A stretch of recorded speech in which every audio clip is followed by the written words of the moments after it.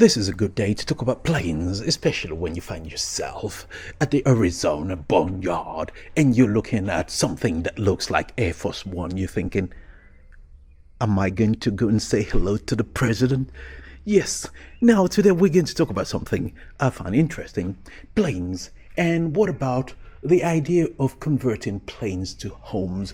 Why isn't that even more popular? Think about it. You're at a boneyard like this one. You have commercial planes, you have military planes, you have something that looks like an Air Force One, you have fighter jets, you have helicopters and transport helicopters. You just have just hundreds, if not thousands, of these planes, and it's just such a feast for the eyes. You're overwhelmed. You feel so much joy. Unfortunately, yeah, they don't let you get into some of those planes because you just never know. You might decide to steal an engine and take it home with you. You just never know. People are really bizarre. Anyway, and this got me thinking about, the luxury of life and how far people have come. When you think about a plane like the Air Force One, the Air Force One, which is, the presidential plane, and apparently anytime the president of the US is in any plane, it becomes Air Force One or, Helicopter One, I don't know, Marine One, or if it's a boat, or you get the idea. Not unless he's on EasyJet, Easy One. If you're not European, you wouldn't get that joke about EasyJet. It's just like Spirit One, maybe, if you understand that, Spirit Airlines. Oh, never mind. Just so juvenile. All right, now we're talking about that. And the Air Force One, and how amazing that is. The whole concept of just being a president of the US, where you have your own plane and it's got a name attached to it. So the presidency, basically, they're basically trying to say the presidency is really important. And when it comes to official president business, we do whatever we want to make him comfortable. What I found rather amazing is this, that the plane can actually refuel on in the air, so it just keeps going. Another military or fuel tanker would come and it would just instead of landing and like mere mortals, no, he just stays in the air and just continues. And that is absolutely amazing. Someone basically said, the Air Force One is basically the White House. It's got the situation room, it's got everything to run government business. So the president, sometimes you're thinking, well, yeah, he's always flying all over the place, but who really? It's just like when you work from home and then you have to carry your phone around with you when you go to lunch, or when you go and pick up your child, or when you go and do this, or during the weekends when you're on duty. You constantly have your phone with you. Yes, you're on the beach, but you're basically working even if you're on the beach. You get the idea. It's not a lot of fun, but anyway, it's just a nice experience if you're in one of those, and just to experience what it feels like to be the commander-in-chief. Anyway, the kitchen apparently in the Air Force One is able to prepare about 2,000 meals. I'm like, are you sure? 2,000 meals. And then it's not like when you take one of these Boeing 747s or those big ones, that could carry about 200-300 passengers, and that is the amount of meals they carry with them. But these are prepared meals, boxed and then shipped, and they just warm it up and then serve it to people. But these ones, they've got a cook, and the cook would prepare the meal. So the plane must be huge, basically, because it even has showers. So the president, unlike when you go into some of these Emirates and then they give you 5 minutes of shower and you're thinking you're living the life, and the president's got shower and unlimited shower. So he can take a shower, and other senior members of staff can also take a shower. So it's pretty cool. Anyway, so the whole point is this, that it is just a massive plane, and when you compare that, it says they would mostly use the bigger planes, like the 747 Boeing. Yes, you're not going to use Airbus. European vessels, it's just unheard of. You can't really, when it comes to the presidency and the privacy and all the security, you can't go buying planes from outside where they could easily install eavesdropping devices to listen to your conversation. Anyway, so when you think about that, now, what happens to those planes? They come to places like this Boneyard in Arizona, or apparently they have a museum somewhere in Ohio, or I don't know, the part of the country. And the planes, once they're retired, they go there, and they're used as either for parts or exhibition. Presidential plane. It's done its duty, and then it goes to the next one. Once those are retired, they're just there, or they've been scrapped.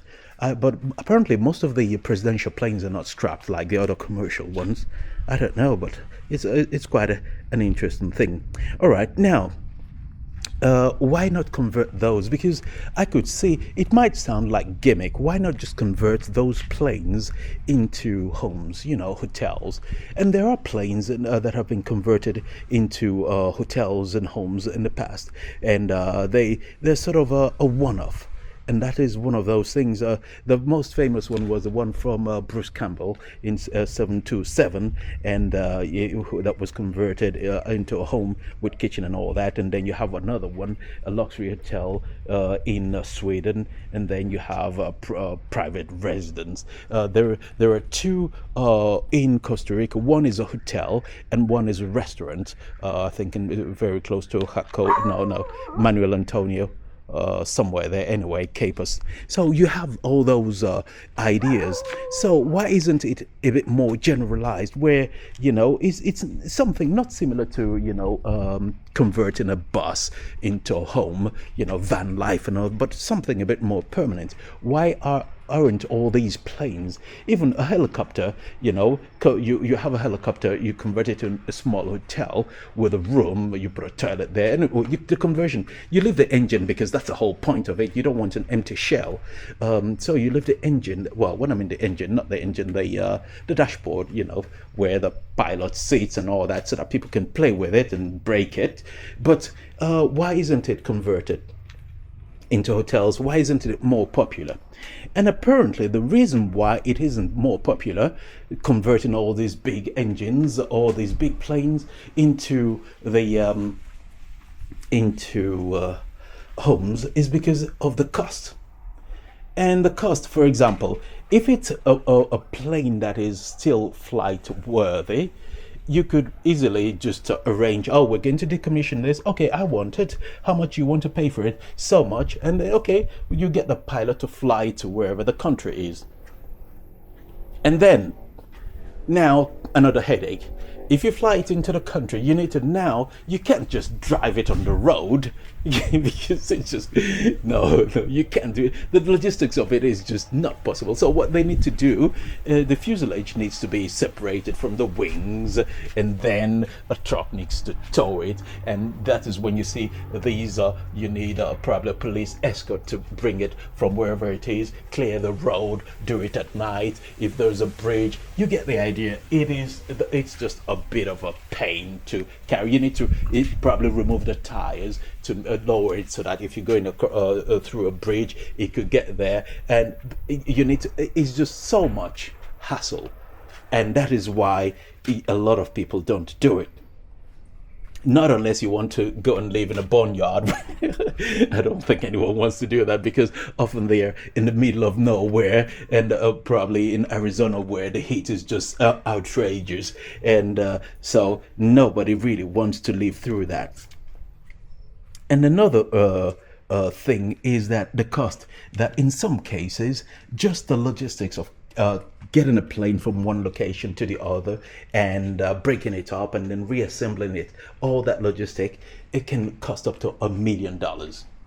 Now, go figure that out. If you were planning to convert that into a hotel, and because then you want to charge premium for it.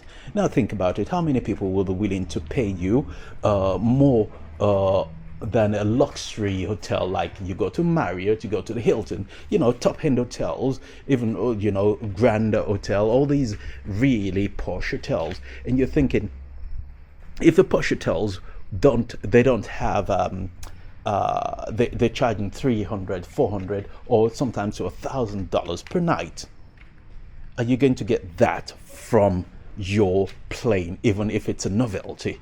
People say, I slept in a plane. No, nobody really cares.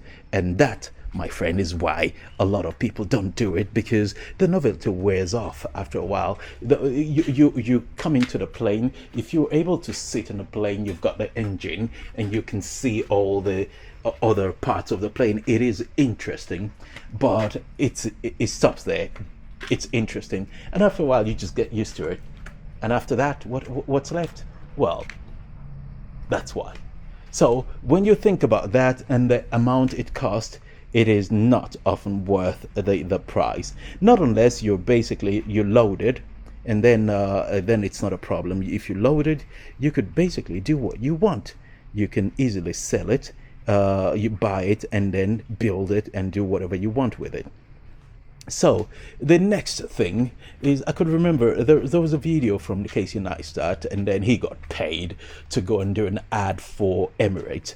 And what stood out, Emirates or Etihad, one of those, what stood out was that he went into the plane and he was going to take a long flight, and he was basically showing you what the room was like. It was absolutely amazing, because the difference between cattle class and first class on Etihad or the Emirates is night and day.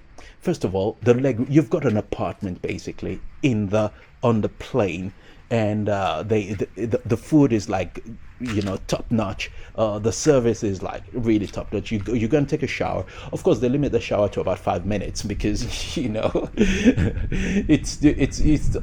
unlike the presidential plane. They limit it to 5 minutes, and you can stop it. But then when you leave, someone comes in and just clean everything and just make it perfect. So when you see that, you're thinking, that is the life. So how much for that pleasure? But some of those prices for the first class in Etihad or Emirates would go for something like between 15 to 20K, $20,000. And you're thinking, for your people on minimum wage, that is almost like your yearly salary. So flying first class is just out of the picture. So you get the idea. The novelty, the idea of converting planes into homes is a good thing. A lot of people would actually be more interested in doing that, where you can buy a small plane, put it on the land and just connect it and live in it, because it's cool. But the cost is not something that your poor people, normal people, will be able to handle, and that is why it isn't more popular. And that is why, if you want to see any of those, you need to go to a boneyard, and even then, most boneyards are not in places that are easy for people to access. The US, being a big country with a big military, has a lot of these. And yes, you can go to, they have museums. There's one in Utah, which is a good one, and you've got quite a few planes there. And then they have a couple in Arizona somewhere. So if you go there, I think one is in Tucson. You can actually see some of those planes. It is big. It's America at the end of the day. So anyway, that's the only thing left. Go to the museum, take a selfie, and that's it. It's cheaper.